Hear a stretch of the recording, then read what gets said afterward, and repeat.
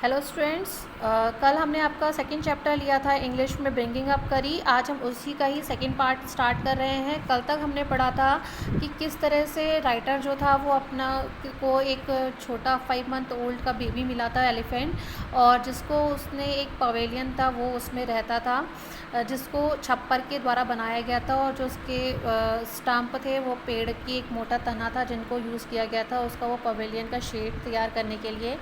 और जो करी था, यानी कि जो बेबी एलिफेंट उसका नाम करी था, तो वो ट्विक्स खाना पसंद करता था। जो स्मॉल ब्रांचेस होती हैं पेड़ों की उनको खाना पसंद करता था, और राइटर को 1 घंटा लगता था उसके लिए वो ट्विक्स कलेक्ट करने के लिए, और बहुत ही शार्पन जो है कुल्हाड़ी की मदद से वो उनको काटता था, और किस तरह से वो उसको नहलाता था। वो सारा इंसिडेंट इसमें मैंने आपको कल बताया था।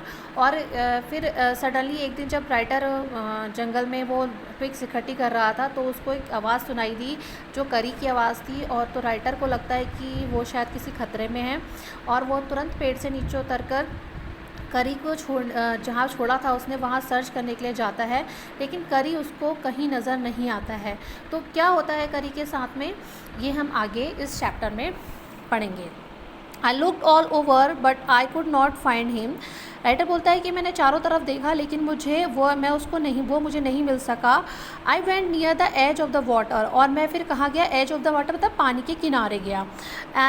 And I saw a black something struggling above its surface, और मैंने देखा कि कुछ काला सा जो है वो पानी के सरफेस में जो है वो स्ट्रगल कर रहा है, ऊपर आने के लिए स्ट्रगल कर रहा है।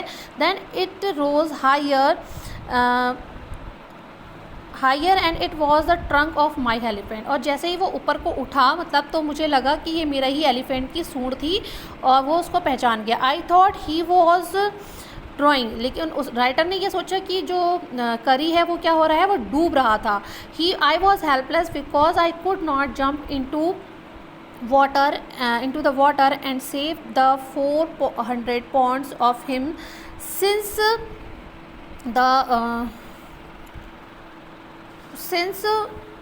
ही was much higher than I, क्योंकि राइटर जो था वो हेल्पलेस हो चुका था, क्योंकि उसको ये लग रहा था कि वो पानी में नहीं कूद सकता, और वो उतने हैवी बॉडी जिसका था एलिफेंट्स का था वो उसको नहीं बचा सकता, क्योंकि वो उससे ज़्यादा ऊंचा था, राइटर से ज़्यादा ऊंचा था, इसलिए राइटर उसे नहीं बचा सकता था। But I saw his black rise above the water and the moment he caught my eye he began to trumpet and struggle up to the shore. अब लेकिन उसने देखा कि कुछ काला सा जो है वो ऊपर है पानी के, और इस मतलब मेरी आँख ने इनका जो था मतलब वो बोलता है कि वो जो था मेरी आँखों को उनकी तरफ को अट्रैक्ट करना चाहता था। और फिर राजा ने मतलब जो वो राइटर था उसने वो सूंड देखी उसकी, मतलब जो क्या कर रही थी, स्ट्रगल कर रही थी पानी के ऊपर आने के लिए, स्ट्रगल कर रही थी तट में आने के लिए, शोर मतलब तट में आने के लिए। Then still trumpeting he pushed me into the water and as I fell into the stream, और उसने मतलब ज़ोर से आवाज़ निकालते हुए उसने क्या किया, राइटर को अंदर की तरफ पानी की तरफ को धकेला, और उस जैसे ही वो पानी में गिरा, I saw a boy lying flat on the bottom of the river। तो राइटर ने देखा कि मतलब जो उसकी पानी की धारा में जब वो गिरा तो उसने देखा कि एक लड़का जो है वो नीचे लेटा हुआ है नदी के नीचे बॉटम में। He had not all together touched bottom but I was somewhat afloat। अब वो कहता है कि मतलब वो पूरी तरह से मतलब हम दोनों जो थे वो पानी के बॉटम में तो नहीं थे, लेकिन हाँ मतलब कुछ तैर भी जैसे रहे थे।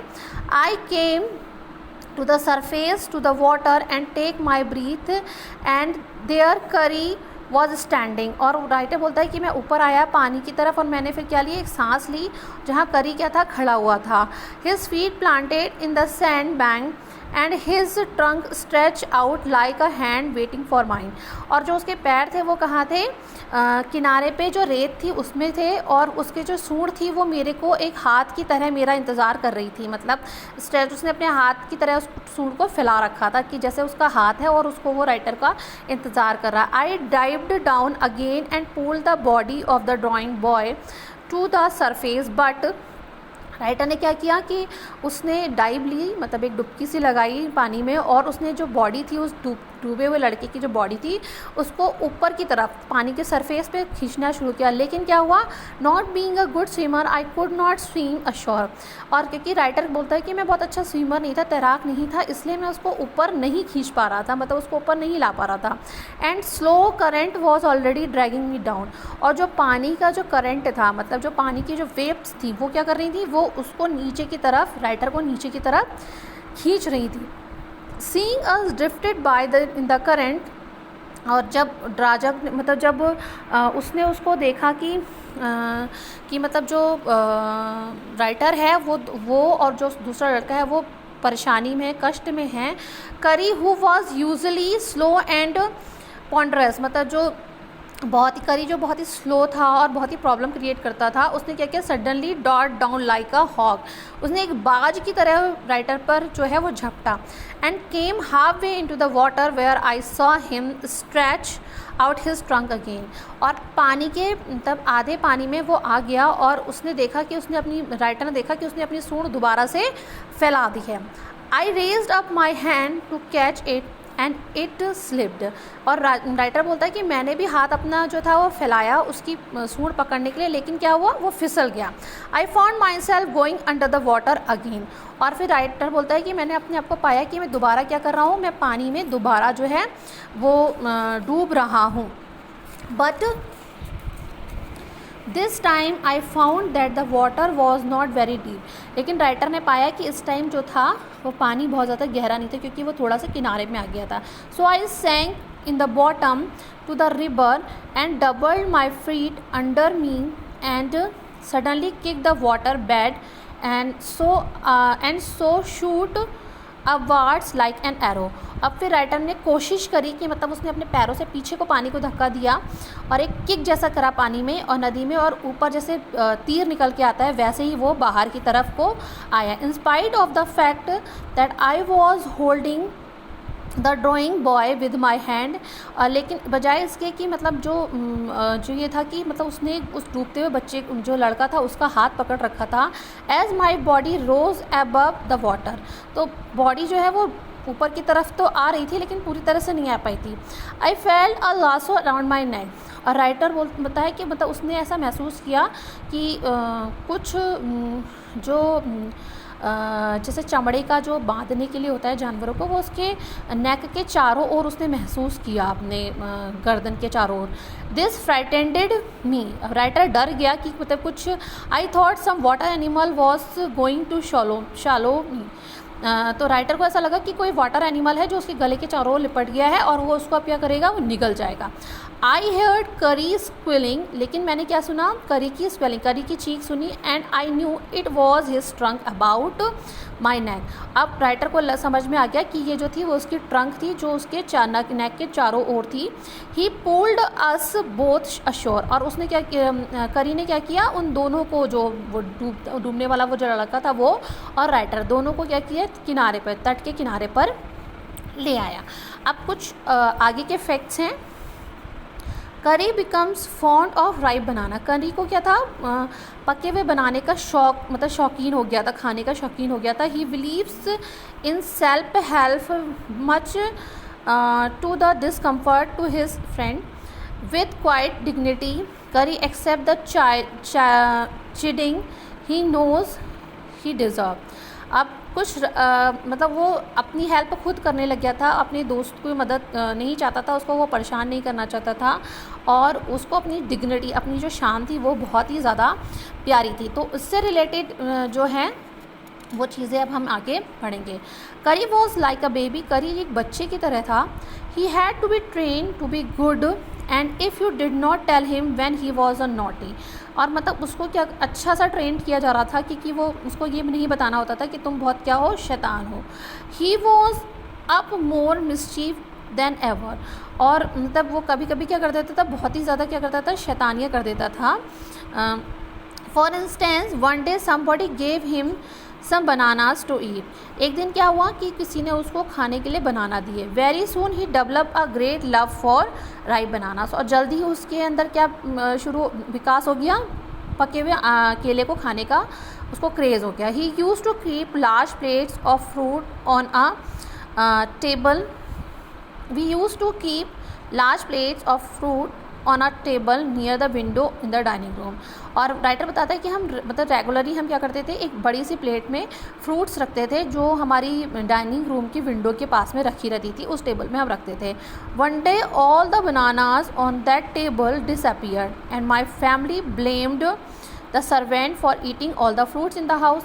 एक दिन क्या हुआ कि जो इतने सारे बनाना थे जो टेबल पर रखे थे वो क्या हो गए, गायब हो गए। और मेरी फैमिली ने क्या किया, मेरे मतलब जो हमारे घर के नौकर थे उन पर ब्लेम करना शुरू कर दिया कि उन्होंने सारे फ्रूट्स खा लिए। A few days later the fruit disappeared again. अब कुछ टाइम बाद क्या हुआ, वो फ्रूट्स फिर दोबारा डिसअपियर हो गए, गायब हो गए। This time the blame was put on me. अब इस बार क्या हुआ, जो ब्लेम था वो राइटर के ऊपर आया। I knew I had not done it. और राइटर ये जानता था कि उसने वो ये नहीं किया। It made me very angry with my parents and the servant. अब राइटर को बड़ा गुस्सा भी आया अपने पेरेंट्स के ऊपर और सर्वेंट्स के ऊपर। For I was sure they had taken all the fruits. अब उसको लगा कि ये है, राइटर को ये लगा कि जो सर्वेंट है उन्होंने ये फ्रूट्स ले लिए हैं। The next time the fruit disappeared I found a banana all smashed up in curries pavilion. अब राइटर ने मतलब नेक्स्ट टाइम क्या हुआ, जब फ्रूट गायब हुए तो राइटर को एक बनाना मिला जो स्मैश था, मतलब कुचला हुआ था करी के पवेलियन पे। This surprise me very much. अब ये राइटर को बड़ा सरप्राइज़ हुआ। For I had never seen fruit there. लेकिन बाकी फ्रूट्स उसने नहीं देखे। As you know I had always lived he as you know he had always lived on twigs. और जैसे कि राइटर को ये था कि मतलब वो जो है वो ट्विक्स खाता है तो वो फ्रूट्स खा ही नहीं सकता। तो next day while I was sitting in the dining room wondering whether I should take some fruit from the table. Next day क्या हुआ कि राइटर जो था वो डाइनिंग रूम में टहल रहा था और मतलब वो मतलब उसको कुछ एक फ्रूट्स लेने चाहिए, वो ये सोच रहा था टेबल से without my parents permission. Parents की परमिशन के बगैर उसे ले लेने चाहिए। A long black thing very much like a snake. अब क्या हुआ कि एक लंबी काली और सांप की तरह की कोई चीज़ थी, suddenly came through the window and disappear with all the bananas. वो अंदर आई विंडो से और उसने क्या किया, अचानक उसने सारे बनानाज गायब कर दिए। I was very much frightened because I had never seen snake eats bananas. अब राइटर जो था वो बहुत ही डर गया। फ्राइटेंडेड मीन्स डर गया, क्योंकि उसने कभी ये नहीं देखा था कि जो सांप है वो बनाना खाता है। I thought it must be a terrible snake. उसने सोचा ज़रूर ये कोई क्या है, घातक सांप है। That would sneak in and take fruits, जिसने क्या किया है, जो फ्रूट्स को ले लिया है। I crept out of the room and with great fear in my heart ran out of the house. अब राइटर को बहुत ही ज़्यादा मतलब डर लग गया और वो बाहर की तरफ दौड़ा। Feeling sure that the snake would come back into the house eat all the fruits and kill all of us. अब राइटर को ये हो गया कि वो जो स्नेक है वो दोबारा आएगा और सारे ही फ्रूट्स खा लेगा और उन सबको मार देगा। As I went out I saw Kari back disappearing in the direction of the pavilion. अब जैसे ही मैंने देखा तो जो करी था वो पवेलियन से गायब था। So I was so frightened that I wanted his company to cheer me up. अब राइटर को क्योंकि उसकी कंपनी बहुत पसंद थी तो वो उसकी कंपनी में जाना चाहता था, क्योंकि वो डरा हुआ तो था ही, उसको लग रहा था कि मतलब वो उसके पास चला जाए। I ran after him into the pavilion and I found him there eating banana. अब क्या हुआ, राइटर उसके पीछे जब भागा, जब उसने देखा कि पवेलियन के बाहर वो है और वो उसके पीछे भागा तो उसने उसको पाया कि वो वहाँ पे क्या खा रहा है, बनाना खा रहा है। I stood still astonish. अब राइटर कहता है मैं आश्चर्यचकित होकर, एस्टोनिश मीन अचंभित होकर मैं उसको देखता रहा। The bananas was lying string all round him. और जो केले थे वो चारों तरफ बिखरे हुए थे। He stretch out his trunk and reach for one far away from where he was standing. अब वो अपनी ट्रंक्स से उनको एक एक करके अपने पास खींच रहा था। That instant the trunk look like a snake. और जैसे ही वो मतलब उनको उठा रहा था तो ऐसा लग रहा था जैसे उसकी जो ट्रंक है वो सांप की तरह लग रही थी। एंड आई रियलाइज दैट करी वॉज द थीप। और उसको समझ में आ गया कि जो करी था वो ही चोर था। I went to him, pulled him out by the ear and joyously showed my parents that it was curry and not I that had eaten all fruit these many weeks. अब उसने कान से पकड़ के उसको खींच के लाया और अपने पेरेंट्स को दिखाया कि इतने जो हफ्तों से जो चोर के खा रहा था फ्रूट्स, वो मैं नहीं था, वो क्या था, करी था.